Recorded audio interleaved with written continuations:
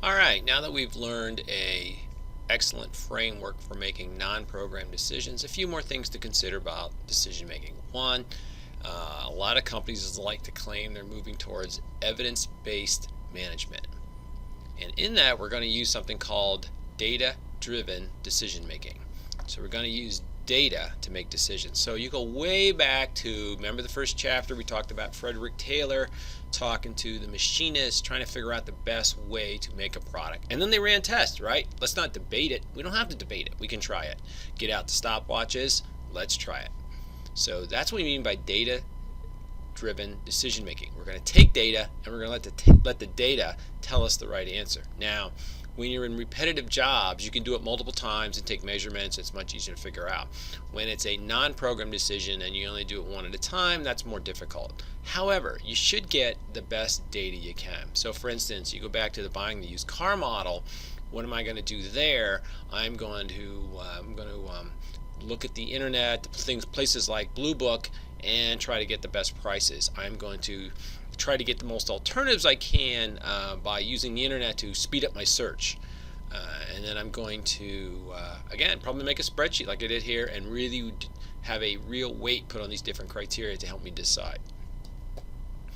Some things you need to think about in evidence-based is you need to, one, face the hard facts, building a culture in which people are encouraged to tell the truth even if it's unpleasant. So we are doing not as well as we had planned to do. So yeah, sales are up, but the goal was to make sales to go up by 8% and sales only went up by 6%.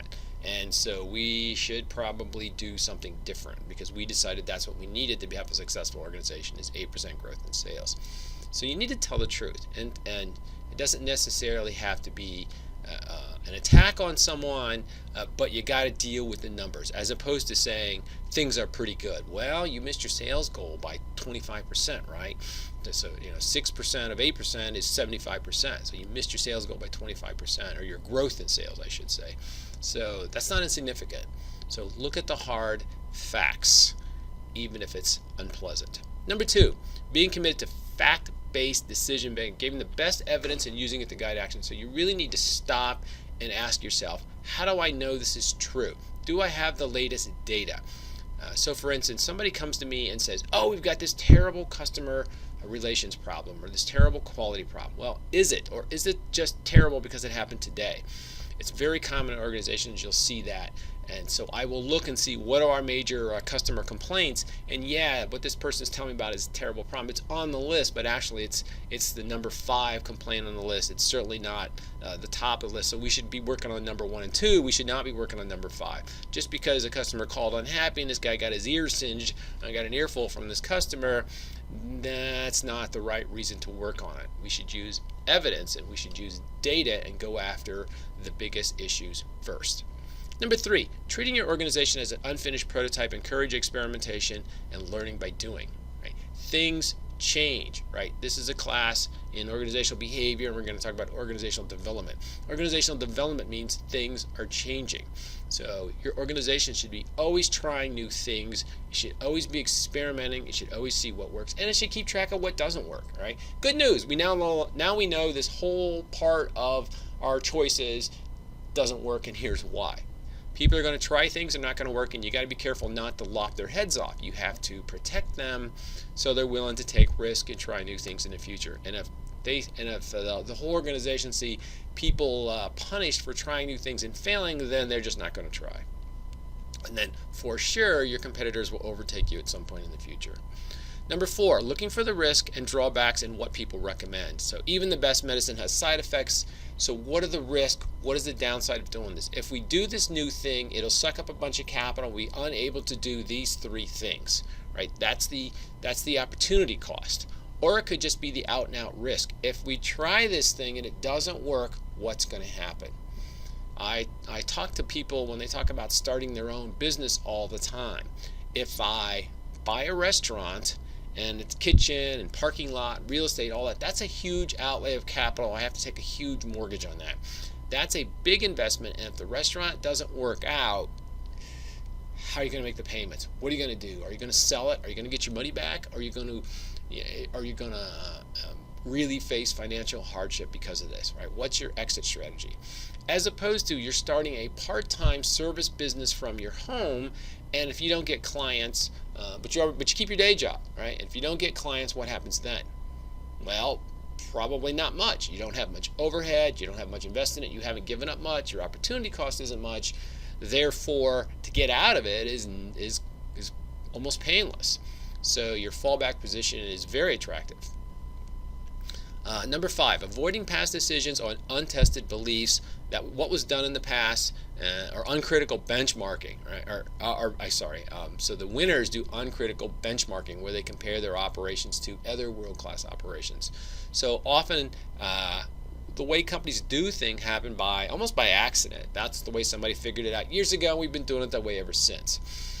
What you really should do is take a look at those processes and say, okay, is there now a better way to do this? Maybe there's different people working here. Maybe we work differently these days. Maybe there's been a slight technology shift. Now people have apps on their smartphone so they don't have to go find a computer, or something has changed. So let's figure out a better way to do this. Just because this is the way we've always done it is no indication that's the best way of doing it. So what is the best way of doing it? Well, there's a thing called benchmarking where you go visit organizations that are similar to yours, but probably not competitors of yours, because your competitors probably don't want you coming in there with clipboards and stopwatches and analyzing what they do. So for instance, when I was making cell phones for a big cell phone company, we bought our assembly robots, the things we use to build some of our cell phones with, from Sony in Japan. And so we visited Sony, but of course Sony doesn't really want to watch us make they make cell phones for Japan, we make cell phones for North America and South America. So we weren't direct competitors yet. So what we did, though, we got an invitation, or we got ourselves an invitation to go watch Sony make the handy cams, the video cameras, right? Well, so they said okay because we didn't make video cameras. But what's a video camera? It's electronics in a plastic box. What's a cell phone? It's electronics in a plastic box. So we benchmark our operation, parts of our operation, against theirs to see if there was room for improvement for us. Very famous case where Southwestern Airlines wanted to make sure they could turn around a Boeing 727 jet airliner in 30 minutes or less. From the time it pulls up to the gate to the time it leaves, 30 minutes. That includes refueling, refurbishing, cleaning the cabin, refueling the snacks, the drinks, those type of things, and getting all the people off and all the new passengers on, and the crew if they need to do a crew change. So that was pretty aggressive at the time. So who has an industry that doesn't have an airline that changes vehicles around pretty fast? They pull in, you service them, and they pull away. Who would you go for? Think about it. Who's really, really good at that? And when I say really good at it, let's say they can turn a vehicle around. You can pull them with your vehicle, and then you can leave in, say, 12 seconds. 12 seconds, who does that? Right? Well, we're in Virginia here at Lynchburg College, and NASCAR is a big sport around here, right? The stock car racing. And that's exactly who does that kind of thing. They can put 4 tires on and refill with fuel and clean the windshields and the grill in 12 to 14 seconds. Now, that's a little different than refueling a jet airliner, I know, but the theory's the same. The people have to be on alert that the vehicle's coming in. They have to have their tools in hand. They have to have backup tools in case their tools fail. They had to cross-train, so if someone's having trouble, someone else finished their job, they can go help them.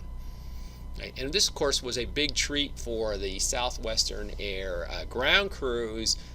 They had a contest, and I don't know how they did the contest, but the winners of the contest got to go to NASCAR Pit Crew Training Camp, paid by the company on their regular work schedule, and they got to go and they got to hang out with the NASCAR people, and they got to learn how to very quickly turn a car around, get it back out on the track. And they were to take those techniques then and apply them to a new process for turning, or a better process anyway, for turning aircraft around. So, did it work? Years ago, I'm at Washington, D.C. at Dulles International Airport, the huge airport in Washington, and I'm traveling, and it's Christmas Day. It's just, don't ask why, it was very complicated. That's how I got the tickets for my family. And there's winter storms, and planes are delayed, and people are having to change flights. And you figure it's Christmas Day, so I'm assuming some of the people at the airport were supposed to work. They were ordered to work, but when they got up, they had the Christmas cough, and they couldn't make it to work.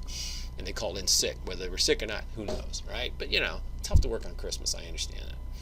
So the airport is jammed full of people. They're missing flights. The weather's not very good. And here comes our plane pulling in late, and it's jammed to the gills with people, and they're all carrying lots of luggage and Christmas presents and all that kind of stuff.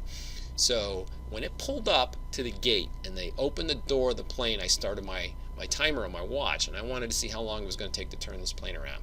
So they hustle the people off the plane. Everybody's got their stuff. They're putting fuel in it while all this is going on. We all load the plane. We get on. We stuff the overhead bins, the whole business. We get on the plane. We sit down. We buckle up. We hear the safety speech. They close the door. We push off. 28.5 minutes. Right? Very impressive for an airline. On Christmas Day, with planes absolutely loaded to capacity. So couldn't they do it? Yeah, it worked. I was very impressed with that.